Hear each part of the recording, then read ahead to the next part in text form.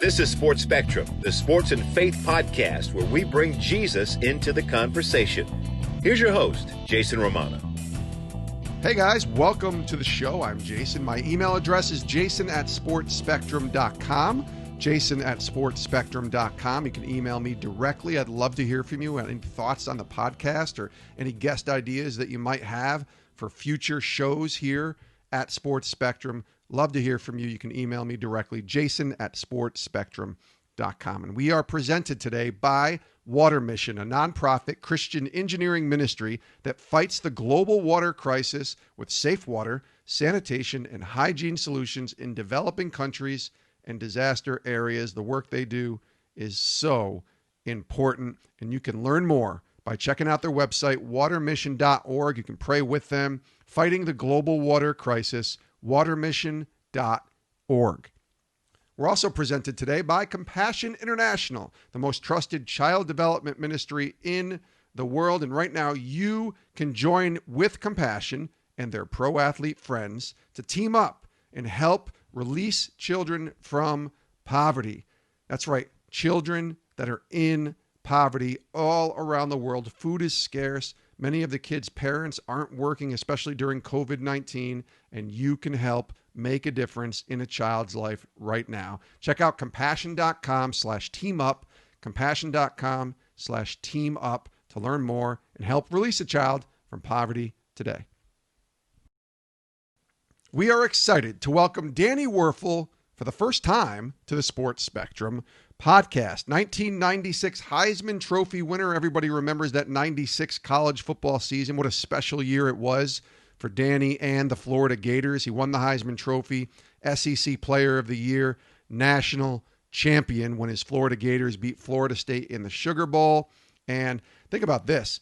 In the 4 seasons that he quarterbacked at Florida, he won 4 SEC championships. And for his achievements in college, in 2013, he was elected to the College Football Hall of Fame.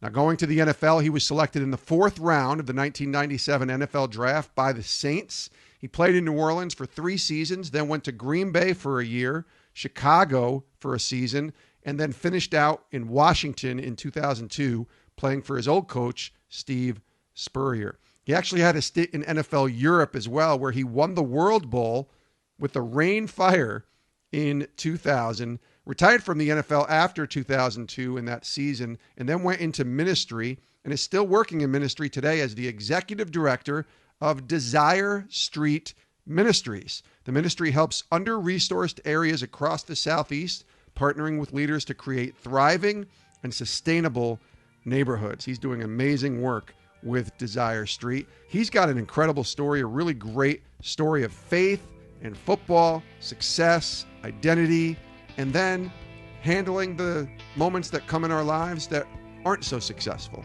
Danny Wuerffel, really great guy, awesome guest. I think you'll love this conversation. He joins us here today on Sports Spectrum.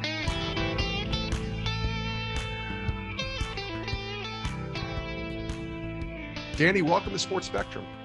Jason, it's great to be with you. Thanks. It's great to see you. Great to talk to you. Here we are in late summer of 2020, and what a year it's been. What has this year been like for you? This has got to be the weirdest year for almost all of us. I wonder what it's been like for you.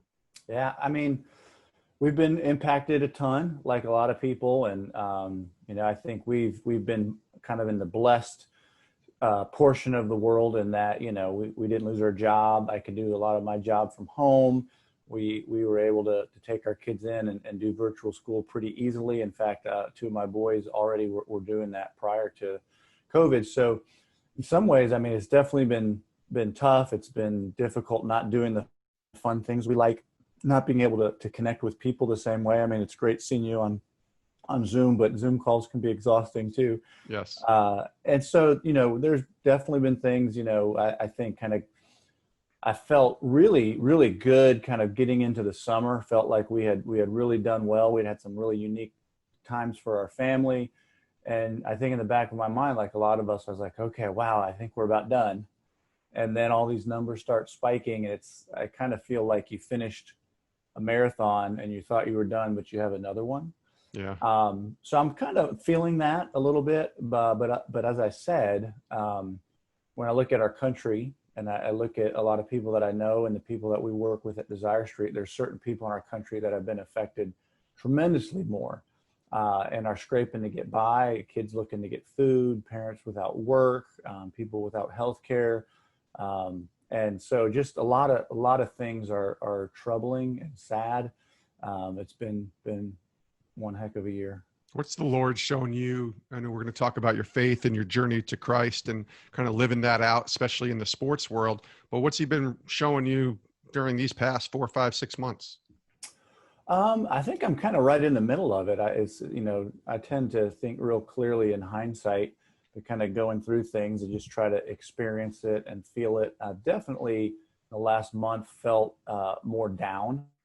The first several months I was very, very encouraged and optimistic, but I think I'm feeling that some in my body. And so that's been just something to process. And I think that's okay. I think, the whole idea of being in control is just one that I think all of us are recognizing that that's an illusion in so many ways.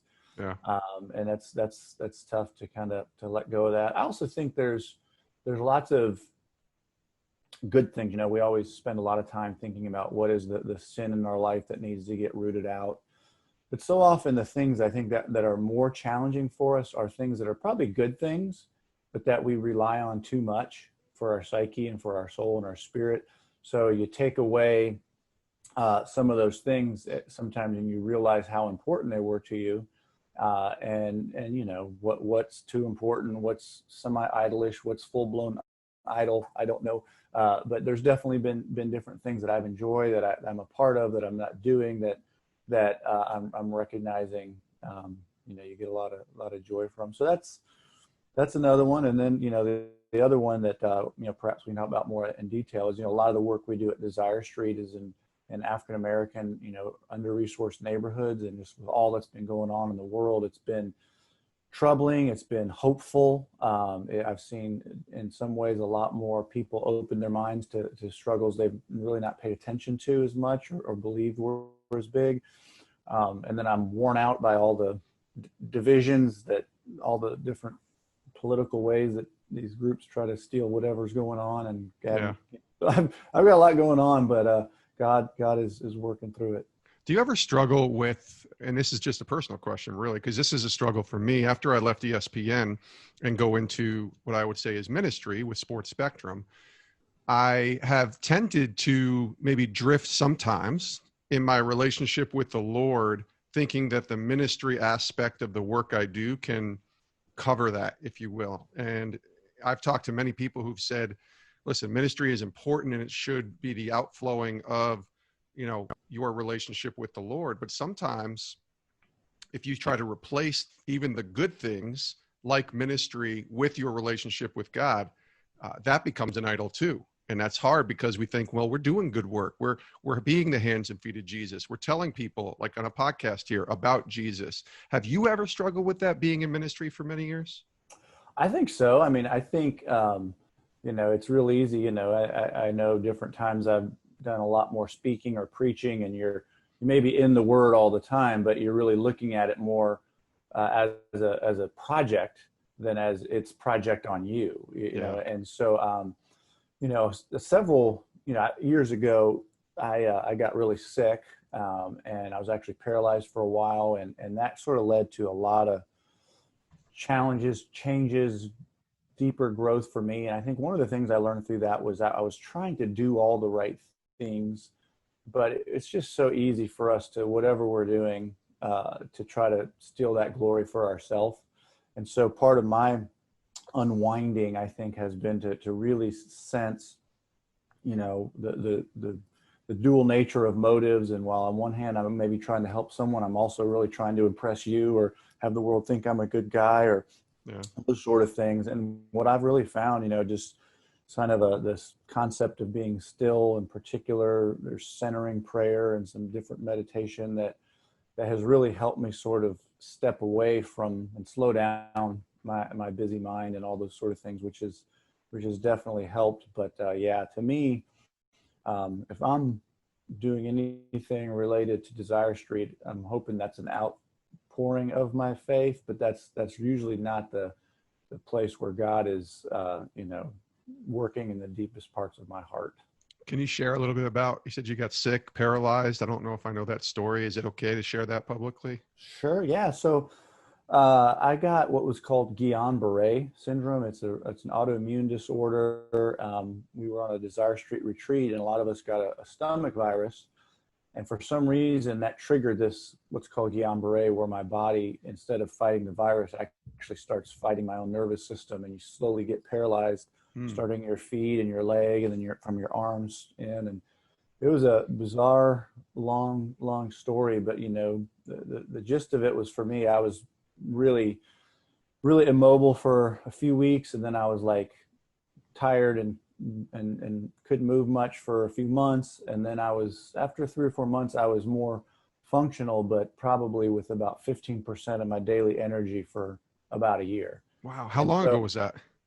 This would have been about 9 years ago. Yeah, Wow. 9 years ago in June. And it was a really interesting thing. In fact, I think the football player nature of me, when it was super intense at the beginning, I was, I had the fight and I was pushing and I was going to get through it.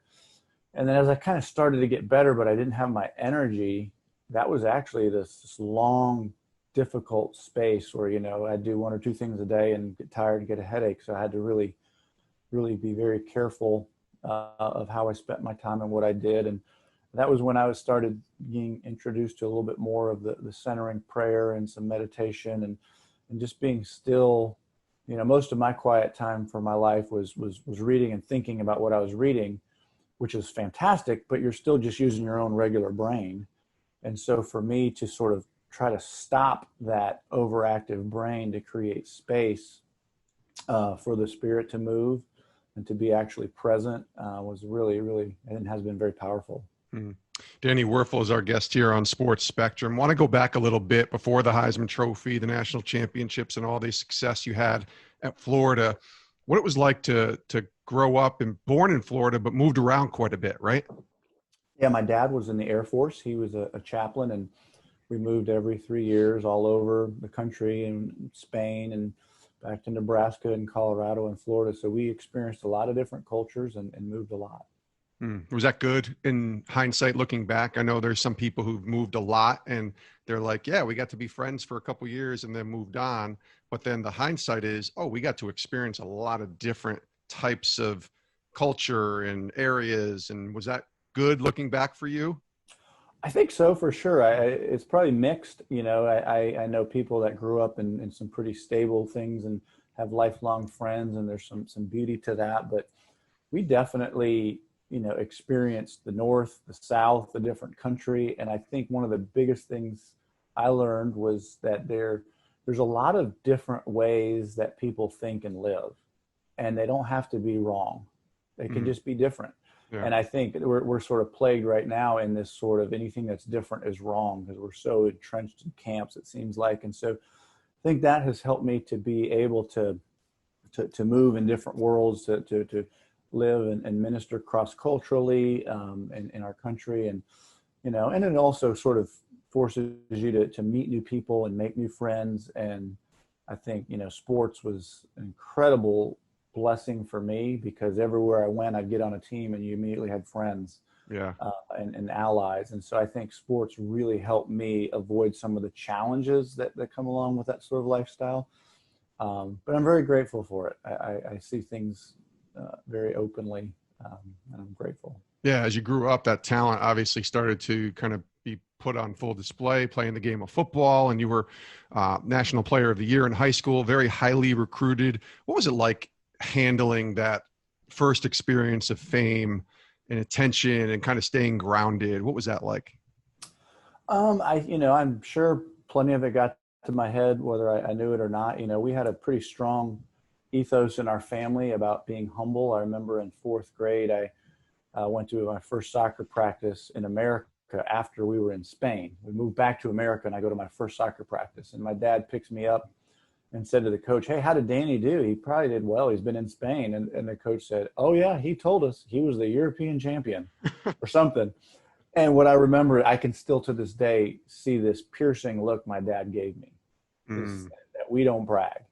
And so, I think some of those things really caused me to pursue that, to take it on a spiritual level. I think it's one thing to learn that value and to try to display humility, but it's another thing to actually have humility in your heart and to really, really sense that. So that's been sort of a lifelong journey for me, is to sort of try to embody some of these virtues that I was trying to live out as a youngster or model, but actually for them to be true. But I remember being in high school and just excitement, the energy of it. I always had some really good people in my life, not just in my family, but coaches, friends at any point, which is probably, one of the things I would say to anybody listening is having people that care about you and your heart, completely independent of anything you're doing, is so important. Not to jump too far ahead, but I remember throwing 5 touchdowns against Alabama in an SEC championship game. Actually, it might have been 6, but that's fine too. And we'll confirm that. yeah, we'll confirm that. And the next day, or within a day or two, I was having dinner at a family's house in Gainesville, and we finished and we got up to go do something. And the mom, she's like, "What are you doing?" I'm like, I was leaving. She goes, "You pick up your plate and you put it in the sink just like everybody else." Wow. And, having people like that, might be maddening at the time, but it's invaluable to have people that don't get too caught up in the other things. Quick break from our conversation with Danny Wuerffel to tell you a little bit more about Water Mission. Right now, they are working and fighting the global water crisis around the world and working to stop that global spread of COVID-19 by providing urgently needed safe water, sanitation, and hygiene solutions to refugee settlements and other vulnerable communities. The water crisis, I want you to hear this, steals the lives of thousands of people each day. More than war, terrorism, weapons of mass destruction, all of that combined, the water crisis is stealing the lives of thousands of people each day. 4.4 billion people lack access to adequate sanitation. 2.1 people across the world lack access to safe water. This is why Water Mission is doing the work that they're doing, responding to the global water crisis. You can be a part of this amazing ministry by sowing into the ministry, donating, but also just praying with them and praying for them. You can go to watermission.org to learn more, watermission.org. We are also presented today by Compassion International, the most trusted child development ministry in the world. Right now, COVID-19 has left nearly 70,000 children without a sponsor. That is the capacity of an average NFL stadium. And as the world is in the grips right now of COVID-19 still going on, it's led to more sickness. Parents aren't working. Food right now is scarce. And Compassion, though, is doing something about it, with some of their pro athlete friends teaming up to respond to this challenge. And you can be a part of it as well. With your help, we're hoping to fill the stadium with urgent support for a stadium's worth of children in crisis. Here's how you can donate. You can go to the website, compassion.com/teamup, compassion.com/teamup. Every donation helps fill a seat toward a year of needed funding. Please consider releasing a child from poverty and check out compassion.com/teamup. Let's get back to our conversation with Danny Wuerffel here on Sports Spectrum. I wonder for you, was there a moment, or a few moments maybe, but usually it's one moment or somewhere in that range, where the faith that you grew up in and kind of learned from your parents kind of had to transfer over into your own faith? That's something we all have to make a decision on for those who grew up in Christian homes, and make a decision as they get older to follow the Lord or not, and make that your own faith. Where was that for you? Yeah, I like how you asked it a time or a couple times, because, as a young man in junior high and high school, really never in our family, I don't remember questioning, what is God? Does God exist? It's sort of been more of what what really is he like, and what does it mean to be in relationship with him, are some of the things I wrestled with. I remember several times thinking, you know what, I better say this prayer just to make sure. So there's different events I had done that, but for the most part, I like to reflect on a line that I heard. It's said, my faith, I feel like a turtle that's sitting on the top of a telephone pole, and that I really am not quite sure how I got there, but the view is great, and certainly somebody else probably put me there. The two of the defining moments for me, I would say one was in college. I had, like I mentioned earlier, humility was a value, being kind to others, being faithful, a lot of the, what you would think of as a good Christian young man. I was very committed to being that. Led FCA in high school, and was in leading FCA in college, and so was very very moved to do that. But also, I can remember when somebody from a ministry came and offered to meet one-on-one with me, and kind of my mind was like, I'm embarrassed now, it was like, well, man, you should have seen what the guy next door has been doing at night. He probably needed to meet with you, and I'm already on the team, so if I can help, let me know. Which was very much, looking back, a very self-righteous, I knew there was a thing about sin, but I kind of avoided it as far as I thought. And so about midway or towards the end of my college, a whole lot of things have been going on in different areas of my life. And I started a Bible study with an older guy each week. And I was at that point really hammered in my mind as I began to understand, sin isn't just like doing something wrong or doing something bad, but, started moving into what are you thinking about, and that was pretty challenging for me, because I had a lot of thoughts that I wouldn't want anyone to know. And even right now, if sort of on this podcast, if there was a third box between your face and my face and what's going on in my mind, you probably wouldn't want me on the show. Sure. Yeah. But then even a step further, to begin to think about, what are your motives? Why are you leading FCA? Why are you trying to be humble? Why are you doing those things? And to really recognize that a lot of times we do good things and our motives aren't really, really pure. And that's when I began to realize, man, I am not near the Christian young man I thought I was. So there's a real sense of owning, what we call sin, and this sense that I'm not this great ideal Christian kid. And so that was very humbling, and I began to really embrace and appreciate, I think your shirt says forgive on it, the forgiveness of God. And that was very powerful for me, very, time. And then we already kind of referred to another time later in life as I was paralyzed in a sense, and the Lord, really, really, in fact, a cardinal just flew next to my window and sat on a tree, which is a powerful symbol in my mind and prayers of when the Lord shows up. So that's pretty neat. Just happened right now. Yeah, it's still sitting right there. It's on the basketball goal, 4 feet outside our window here. Wow. Pretty cool. Yeah. And the second one was when I was sick with Guillain-Barré, and just sort of really kind of taking a lot of the things I was thinking to a deeper level, and working at kind of peeling the onion off, if you would, or just sort of the Lord kind of moving away some of the junk between my heart and him. Well, isn't that the kind of beauty of it, Danny, right? When, as followers of Christ, there's a moment of arrival. Yes, I accept Christ as my Lord and my Savior, and I want to live for him. And there's like that.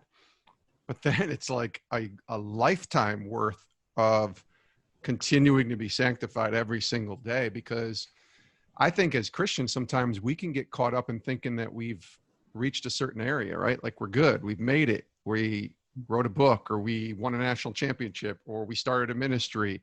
And yet you kind of described that sort of moment for you when you were paralyzed. I mean, you're in your late 30s at that point, if I'm doing my math right. So life is different than being 22 and winning a national championship than being 37 or whatever you were, and having to kind of have this new renewal that the Bible talks about every day that happens in our lives. that's something I think that our listeners, I think, will be encouraged by. Can you share a little bit more about the idea of sanctification? Like, I guess that's the whole idea of decreasing self and increasing in Christ. Like, that has to happen every day. Yeah, well, and I like the illustration of a marriage and a wedding. Anybody that's been married for a time, you recognize that there was something very significant about the wedding day. There was a commitment. Usually on the front end of any relationship, there's a ton of extra energy and excitement and joy, and that feeling perhaps of being in love. And so you make a commitment. And then anyone that's been married long enough knows that usually at some point you think, what the heck did I do that for? Like, are you kidding me? Who is this person? And they're probably thinking the same thing. And yeah, and real work happens. And in a sense, you have to grow. You have to let go of things, and you have to die to some things. And to the extent that you can't, your marriage is going to be harder. But to the extent that you go through that and you do begin to let go and shed and die to some of your needs and preferences and desires, something magical happens, and there's a new life, something deeper and better. And so, similarly in our Christian life, I always kind of hoped that it would just sort of be like this sort of straight line towards life is easier and better and happier. But it really, the whole part of the message of the Christian faith is seed has to be buried in the ground and dead for it to be reborn. And that's not just a one-time thing. I think that is the pattern of life. Almost every positive, beautiful thing in my life has come after something else has died. And yet I fight so hard to avoid the death. We fight so hard to not experience the suffering that is usually the thing that makes us better. I don't want to say every, but almost every deeply fascinating, beautiful person with depth I know has been through some serious suffering. And some of the neatest people I know have wrestled with addiction and have come through that and have a amazing depth to them. And so I just think that sanctification when I was younger was just sort of, oh, we're going to grow in Christ, but it's partially just sort of this constant pattern of letting go and then have something better born on the other side. So a lot of athletes and coaches, young athletes listen to this show. And for you had about as much success as a college football player could have, specifically in 1996, where you're the Heisman Trophy winner, the SEC Player of the Year, national champion, you're on top of the world. And then just a few months later, you're the best player in college football. And then it's not till the fourth round that you're selected in the NFL, and your NFL career doesn't become Joe Montana or Peyton Manning or Tom Brady. It has its ups and downs for you. And so can you walk through identity a little bit in the success and the failures that the athlete that's listening right now might be thinking, because they get so focused on achievement and wanting to achieve what you achieved in college, and then having, I'm assuming, a very humbled time for you coming to the NFL? Yeah, this is one of those things where, it's kind of like if you ask anybody, do you think money is really going to make you happy? Most people, especially Christians, are smart enough to say, no, money's not going to make us happy. But if you look at the way, everyone lives their lives, it's pretty much a driving factor in almost everything we do. So I would go back to use a similar analogy when it comes to athletes that are serious about their sport, especially if you're going to be getting into a chance where you get to be one of those few people that play in college. And then especially if you get to be one of the very few that get to play beyond college. Usually by then we've been competing since we were little. If you're good enough to be in college, you were probably one of the if not one of the best kids on every team you've been on. Yeah. And it's just hard not to have your identity wrapped up in that, no matter who you are or how much good support you have. But it's sort of by default. I think part of life, is we start figuring out what our identity is when we're young, and we try to marry something that works. And then at some point in our life, we realize that that's not working anymore and actually holding us back from from a deeper and more beautiful identity in Christ. And so I think it's not just athletes that do that. Everybody's doing that at some level, but I've just over and over and over, you see the challenges for a guy in college when his college career is over, for a professional guy when the professional career is over. And the reality is it's always going to end. I remember sitting in the Saints locker room one time, and my mind was like, yeah, you'll be here for a few years and then you'll be gone and someone else will be in this locker. But like, my heart couldn't really grasp that. It was like, you think they'll still have a team after I leave? I don't know. It was like this weird scenario, very, very kind of absorbed in sort of my experience. But I know a few guys that have started ministries to help people wrestle with that, transitioning out of the game. I think the piece of where your identity is so powerful. I would say for me, the two things that matter to me were winning and being a good guy, being a good Christian guy. And unfortunately, part of that meant being thought of as a good Christian guy, if that makes sense. Yeah, perception. So for me, winning so much in college, I think scratched that itch. And then kind of it was through that time where I did get to be known as such a neat guy. So I didn't have a ton of my identity wrapped up in succeeding in the NFL. And so I don't necessarily think that was as big a struggle. Plus I had gotten involved in Desire Street Ministries while I was playing. So I was kind of happy when I ended my career to go work at Desire Street. There was a shot of energy, a new team to be on. Yeah. So I missed a lot of things, struggled with a lot of things, but that identity, man, that's something all athletes and anybody has to wrestle with. Absolutely. I want to ask you about Desire Street in a second, but we had Matt and Sarah Hasselbeck on our sister podcast, Table 40, hosted by Matt and Leslie Holiday, the Major League Baseball couple. And I listened to them talk about their journey. And it was interesting. You only played 1 year with the Packers in 2000. But Matt and Sarah both spoke very highly of you and your wife and the impact that you made on them early in their pro career from a faith perspective, how to live out that faith, how to be a Christian who happens to be an NFL player, not an NFL player who happens to be a Christian. Can you kind of walk us through the idea? First of all, you can share about Matt if you want, but about the mentoring aspect and understanding that God had you even just for a year in Green Bay for a purpose. And maybe that purpose was to just kind of pour into someone like Matt and Sarah.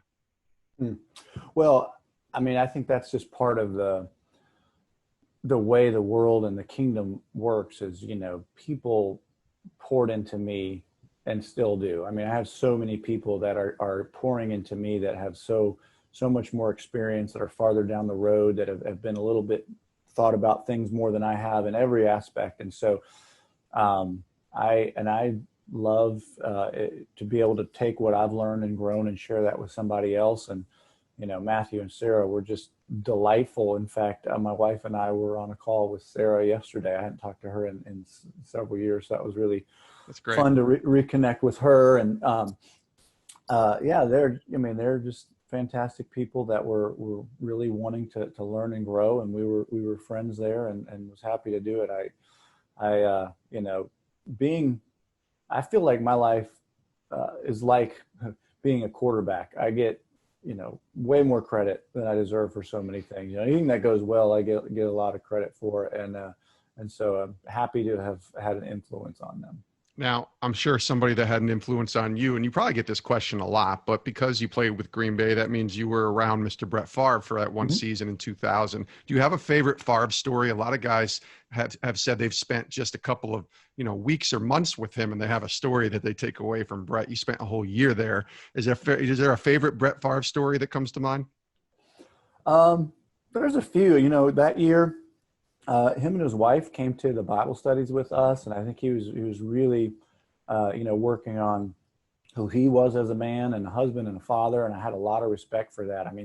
People don't realize, it's hard to go through challenges in life, but to go through crazy types of success brings a whole new level of challenge. So I have a lot of empathy and sympathy for people that struggle and have had a lot of success early. But let's see, I'm trying to think of which stories I could tell that wouldn't violate the trust of somebody. Sure, of course. Well, not that they were anything reflective of him. What he used to do a little dipping of tobacco on our Monday meetings after a game, and apparently he never played well against Minnesota. So I told him, and he was always trying to get me to do it, and I never really wanted to. And so I told him, if I don't even remember what it was, but like if you threw 3 touchdowns and no interceptions or something, I said, I'll have a dip with you on Monday after the game. Well, apparently he said that to the guys doing the play-by-play for the game, kind of in their pregame interview. So in the middle of the game, they say that I said that, and my wife was with all the players' wives watching the game, and she's like, "Oh, that's a lie. Danny would have never said that. Danny didn't say that." So I had some reckoning with my own wife when I had to tell her that was actually true. So that was one time. What a competitor he was, huh? I mean, even in that one year, I have to imagine just watching him play was awesome. He's so fun because he was the best of the best, and he'd throw a touchdown and he'd celebrate like he was a 4th grader who scored his first time. Like he was just such a playful, love the game. He had this sort of, I think he kind of played off his little bit of his Southern, I'm just a Southern boy, and he kind of seems a little lethargic and I'm not sure what you're talking about, but he was super smart, way smarter than I think he let on, and just fiery competitor under his sort of chilled demeanor. As we wind down, last couple of questions about the Desire Street Ministries. You said you were, called to kind of go there and serve there while you were still playing, and now you've been there for a long time, executive director of Desire Street Ministries. Tell us about that mission, what Desire Street Ministries is. You alluded to it a little bit early on in the interview, but the idea of where it was birthed, what it stands for, and maybe even how people can get involved. Yeah, thanks. So it was started in 1990 by Reverend Mo Leverett in New Orleans. So, that was before I was even in college. He had moved to New Orleans. He was a white guy from Macon, Georgia, who moved into what was the time on and off rated the worst neighborhood in the country, with the vision to work with the young people and develop leaders that would kind of over time lead the transformation of their own neighborhood. So I heard about him, was very fascinated with someone who would take such steps to live out their faith. And I got to meet him while I was in New Orleans, and went and did a Bible study with the kids at Desire Street, and was just broken driving into the neighborhood, looking at these old, what looked like bombed out apartment buildings from World War II, and thinking they were condemned, and then seeing the little girl walk out with her doll, thinking, wait, people still even live there. And I learned the valedictorian at the school there often didn't pass the ACT. And just, just story after story, and just couldn't believe it in our country. Just a few miles from where we won the national championship as a Florida Gator, and where I was playing professional football as a New Orleans Saint, this was happening. And I've learned more and more and more how often that's happening all around. And so our mission at the time was to really focus on one neighborhood, and to see that neighborhood become a healthy place, doing spiritual and community development. So there was Bible studies, evangelism, discipleship, church. But there was also this sort of emphasis on community development. Is there health care? We started a health clinic. Is there housing? Not really. So we help people get into housing and build. Is there education? Not so good. So we started after school tutoring, and then a school. And is there opportunities for jobs? Is there youth development? So it was sort of a beautiful thing. But over the time there, as I was there and learned of a lot of other organizations that were trying to do this around the country, there was a common theme. The amazing leaders that were stepping into this heroic work were really struggling, because the amount of pressure, you got to do all the fundraising, you got to run an organization, you got people in the neighborhood that are constantly in crisis and need. And I realized the toll it was taking. And so when I became the director after Hurricane Katrina, we had already decided we wanted to see this go national. Instead of starting new Desire Streets, we made a switch. We said there are already heroic, amazing leaders living and serving in neighborhoods. They just don't have the resources or the training or the relationships or the donors to really succeed.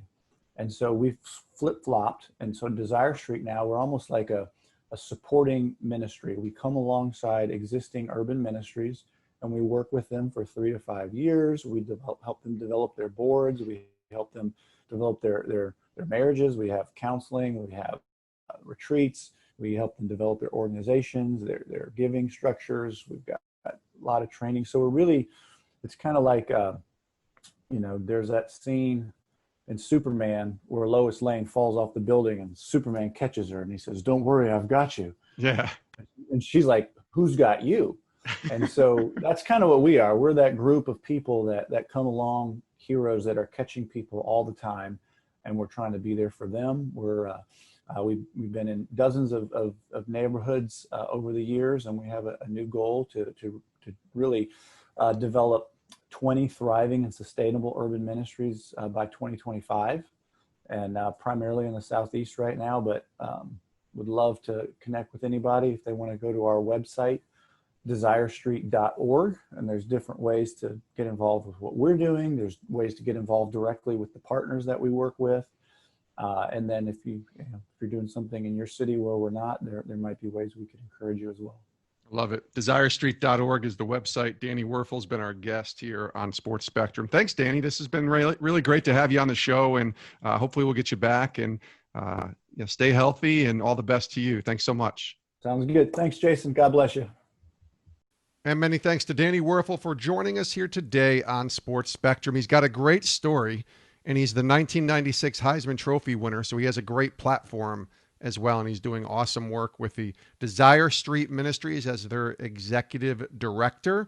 Check out the website, desirestreet.org, to learn more, and thanks to Danny for joining us here today on the podcast. We also want to thank our sponsors, of course, Compassion International. Check them out at compassion.com/teamup. And our friends at Water Mission, fighting the global water crisis. Check them out at watermission.org.